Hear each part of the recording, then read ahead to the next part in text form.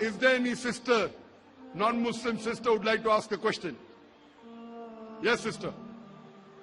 Please, I'm called Maslin, a student at Sunyani Polytechnic. Please, I would like to know why Muslim ladies always cover their hair. And then the second question is, why they clean their private parts after they shit or after they urinate? If I heard your question correctly, sister, you said, why do Muslim women cover their head, correct? That's your question. Yes, please. And why do they wash their private part after they urinate? Yes, always. I will first answer your second question, then come to the first question. As far as washing the private part when they go for urination, that's done by Muslim men as well as Muslim women both. Because we are hygienic. Because when we go for the call of nature, we put water on it so that there are no droplets remaining. I, as a medical doctor, you ask any medical doctor, they will tell you that what the body does not require, it comes out as an excreta or in urine. And these are very harmful for the body. So when you urinate, there are certain drops remaining. When you wash, when you put water, these droplets go away. So it becomes more hygienic and there are less chances of having itchiness and certain diseases in that part. So it is for hygiene and for medical reasons, sister. Regarding your first question, why do Muslim women cover the head? Why do Muslim women cover the hair? The reply is, hijab has been prescribed in the Quran. But before the hijab, for the women, Allah talks about hijab for the men. Allah says in the Quran in Surah Nur chapter number 24 verse number 30, say to the believing man that he should lower his gaze and guard his modesty. The moment a man looks at a woman, if any brazen thought, any unashamed thought comes, he should lower his gaze. The next verse speaks about the hijab for the woman. Surah Nur chapter number 24 verse number 31. Say to the believing woman that she should lower her gaze and guard her modesty. And display not her beauty except what appears off. And draw her veil, a head covering over her bosom, over her chest. And display not her beauty except in front of her husband, her sons, her fathers, and a big list of mahram, the close relatives who she can't marry is given. There are basically 6 criteria for hijab. The first is the extent which differs between the man and the woman. For the man, it's from the navel to the knee. For the woman, the complete body should be covered. The only part that can be seen are the face and the hands up to the wrist. Some scholars say that even the face should be covered. But normally, for a woman, a complete body should be covered, including the head and the hair, except the face and the hands up to the wrist. The remaining 5 criteria are the same for the man and the woman. The second is, the clothes they wear, it should not be tight so that it reveals the figure. Third, it should not be transparent or translucent so that you can see through. Fourth, it should not be so glamorous so that it attracts the opposite sex. Fifth, it should not resemble that of the opposite sex. And sixth, it should not resemble that of the unbelievers. The reason why hijab has been prescribed is given in the Quran in Surah Ahzab, chapter 33, verse number 59, where Allah says, O Prophet, tell your wives and your daughters and the believing women that when they go abroad, they should put on the cloak, the overcoat, so that they shall be recognized and it will prevent them from being molested. So Islam prescribes the woman to cover the head and put on the overcloak so that they shall be recognized and it will prevent them from being molested. I'd like to ask you a question. If there are 2 twin sisters who are very beautiful, equally beautiful, if they are walking down the streets of Kumasi in Ghana, and one twin sister, she is wearing the Islamic clothes, complete body covered. Only part that is seen is the face and the hands up to the wrist. The other twin sister, she is wearing the Western clothes. Mini skirt and shorts, wearing a very low, deep neck, revealing more of the body than concealing. And if both these twin sisters are walking down the streets of Kumasi, and if round the corner there is a hooligan, there is a ruffian who's waiting for a catch, who's waiting to tease a girl, I'm asking you the question, sister, will he tease the girl wearing the Islamic hijab or will he tease the girl wearing the Western clothes? Please, I prefer the lady in the Islamic hijab. Which girl will he tease? Will he tease the girl wearing the Islamic hijab or tease the girl wearing the Western clothes? Please, I prefer the lady wearing the Islamic hijab. He will tease the girl wearing the Islamic hijab. Why? Yes, please. Why but? It's decent. I can't hear you. It's decent. It is decent.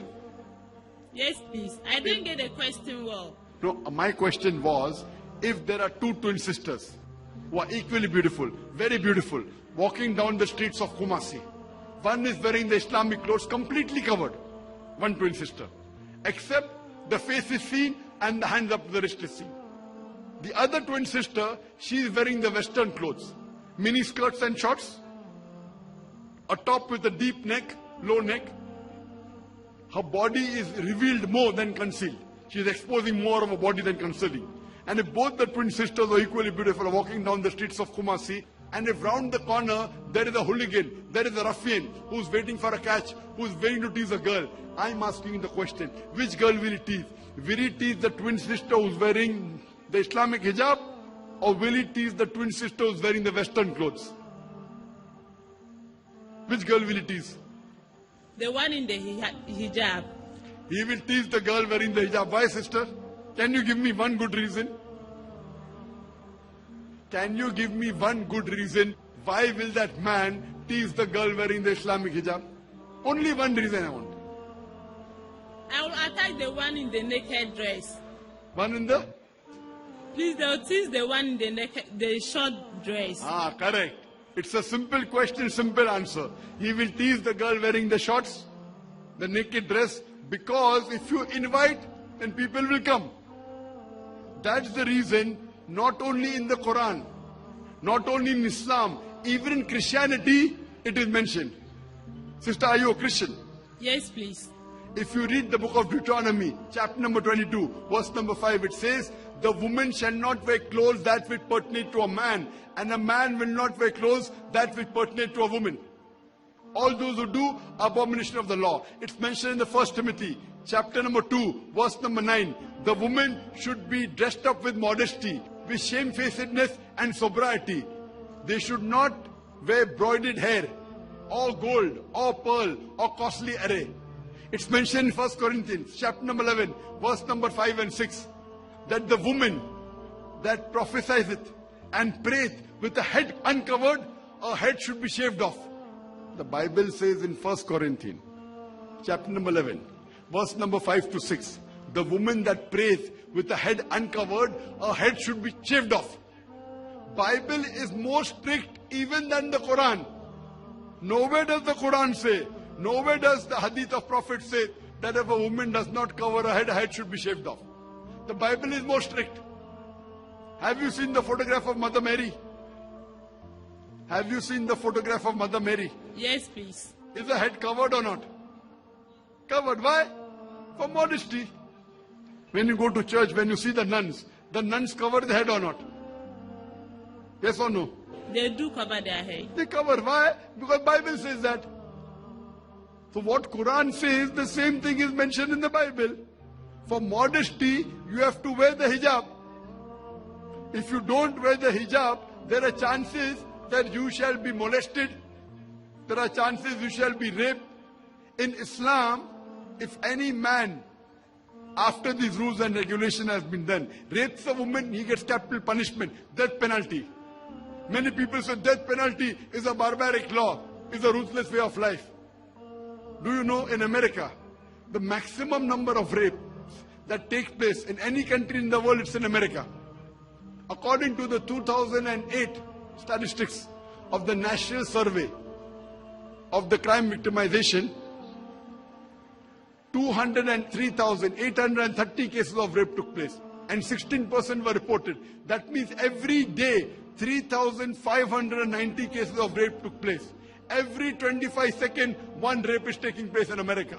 You know, I'm giving this talk since the past 2 hours. Already more than 200 rapes may have taken place since the time I'm giving a talk here. I'm asking you the question, if you implement the Islamic Sharia in USA, that every man when he looks at a woman, he should lower his gaze. If any unashamed thought comes. After that, the woman should wear the Islamic hijab, the complete body covered. The only part that is seen is the face and the hands up the wrist. After that, if any man rapes a woman, capital punishment, death penalty. I'm asking you the question, will the rate of rape in USA, will it increase? Will it remain the same or will it decrease? Please, it will decrease. It will decrease. It's a practical law. You implement the Sharia and you get results. That's the reason Islam is a religion which shows you a way how people will respect the woman. In the Western world, they talk about women's rights, but what are they doing? They are selling their daughters, they are selling their mothers, they are selling their sisters.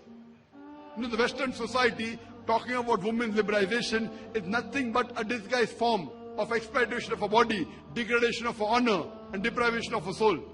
The Western society claiming to uplift the woman have degraded her to a status of concubine, to that of a mistress, and society butterflies, which are mere tools in the hands of pleasure seekers and sex marketers, which are hidden behind the colorful screen of art and culture. What is the Western world doing? They are selling their daughters. In name of women's liberalization, what are they doing? In most of the advertisement, you will find a woman. How many women ride a motorcycle? But you will find a woman in the motorcycle ad. I was told about a very famous ad of BMW. You know BMW? It's a very famous car. It's a very fast car.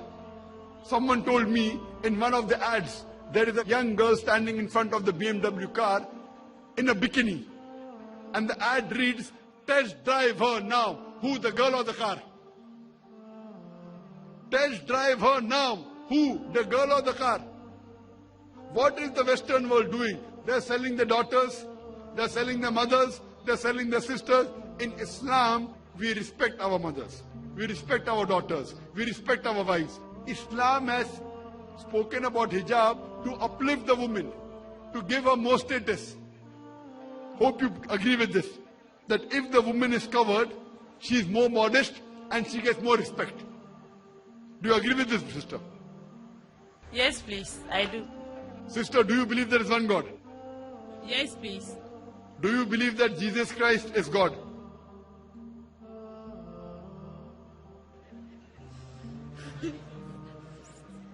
Do you believe Jesus Christ is God? Yes, I do. You believe? Yes, please. Sister, if you read the Bible, there is not a single unequivocal statement in the complete Bible where Jesus Christ, peace be upon him, himself says that I am God, or where he says worship me. If any Christian, including you, can point out a single unequivocal statement in the complete Bible where Jesus Christ, peace be upon him, himself says I am God, or where he says worship me, I, Dr. Zakir Naik, am ready to accept Christianity now. I am not speaking on behalf of my other Muslim brothers and sisters. I am ready to put my head on the guillotine.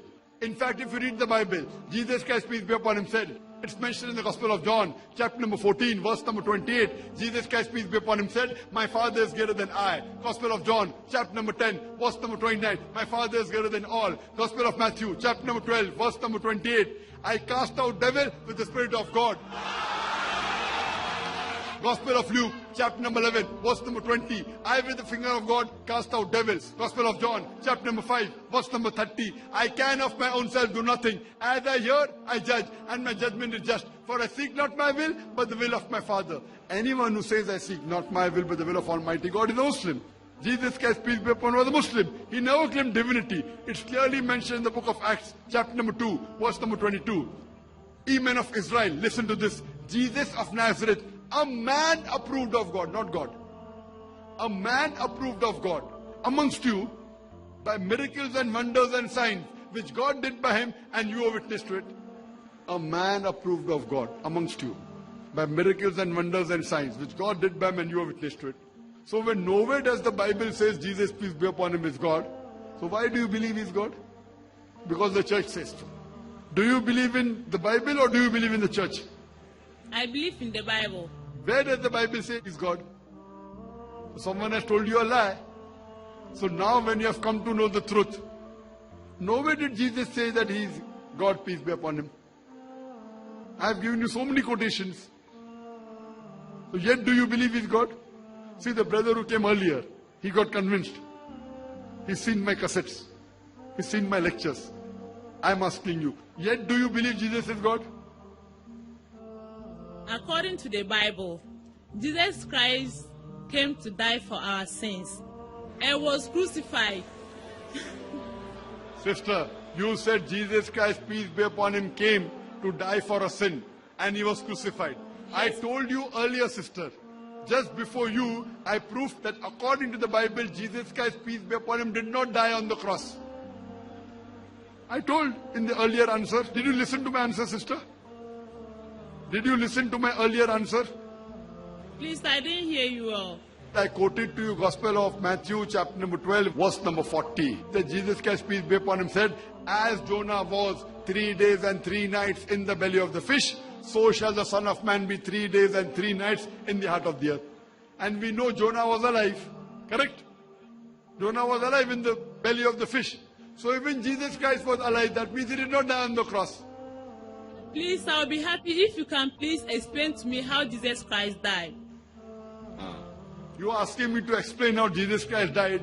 Jesus Christ, peace be upon him, did not die. So how can I explain to you died? As I told you, Jesus Christ, peace be upon him, says that as Jonah, you know Prophet Jonah? As Prophet Jonah was 3 days and 3 nights in the belly of the fish, so shall the Son of Man be 3 days and 3 nights in the heart of the earth. When Jonah was thrown overboard, was he dead or alive? Sister Alive. was alive. In the belly of the fish, was he dead or alive? Alive. Alive. When the fish vomits out Jonah, was he dead or alive? Alive. Alive, alive, alive. Miracle of a miracle of a miracle. Now when Jesus Christ, peace be upon him, was taken down from the cross and put in the sepulchre, in the tomb, was he dead or alive? Please, the question again. Jesus Christ, peace be upon him, says, as Jonah was 3 days and 3 nights in the belly of the fish, so shall the Son of Man be 3 days and 3 nights in the heart of the earth. You told me Jonah was alive, correct? In the belly of the fish. Jesus Christ, after he was brought down from the cross, he was put in the sepulchre, in the heart of the earth. When he was put in the sepulchre in the heart of the earth, was he dead or alive? Alive. Alive. That means he did not die. So if he did not die, how can you say that Jesus Christ died for our sins? It's mentioned in the book of Ezekiel, chapter number 18, verse number 20. The soul that sins shall die. The father shall not bear the iniquity of the son, neither the son shall bear the iniquity of the father. The righteousness of the righteous shall be upon him. The wickedness of the wicked shall be upon him. But if the wicked turns and come back, he shall not die. So sin cannot be inherited according to the Bible. One human being cannot die for the sins of the other human being. Correct? So Jesus Christ, peace be upon him, did not die. So now do you believe that he is a prophet of God? There is no place in the Bible where Jesus Christ, peace be upon him, unequivocally says that he is God. Now do you believe that he is not God? Sister, I'm convinced. you're confused. I'm convinced. You're convinced, mashallah. So you're convinced Jesus is not God. Yes, please. Do you believe he's messenger of God? I believe in messenger of God. Mashallah. Do you believe Prophet Muhammad is the messenger of God? Yes, please. That means you're a Muslim. Would you like to say it in Arabic? If anyone who believes that there is no one worthy of worship except one true God, Allah, and Prophet Muhammad is the messenger of Allah, that means you're a Muslim. Would you like to say it in Arabic? Yes, please. Is anyone forcing you to become a Muslim? Is someone forcing you? No. Are you doing out of your own free will? Yes. Is anyone giving you money? No one is giving me money. Okay. I'll say it in Arabic and you repeat it. Ashhadu Ashhadu Allah Allah ilaha ilaha illallah illallah wa ashhadu mashhadu anna Allah Muhammadan Muhammadun abduhu abduhu wa rasuluhu. wa rasuluhu. I bear witness I bear witness that that there is none there is none worthy of worship worthy of worship except Allah, except Allah, and I bear witness and I bear witness that that Prophet Muhammad Prophet Muhammad is the messenger is the messenger and servant of God. and son of MashaAllah, you have become a Muslim, and I pray to Allah subhanahu wa ta'ala to grant you Jannah. I pray to Allah to give you Jannah, to put you in paradise. And I pray to Allah to give you the best in this world and the Amen. hereafter. And once you have become a Muslim, all your previous sins have been washed away. Amen. And I pray to Almighty God that you read more of Islamic books, come closer to Islam, and you guide other peoples to Islam.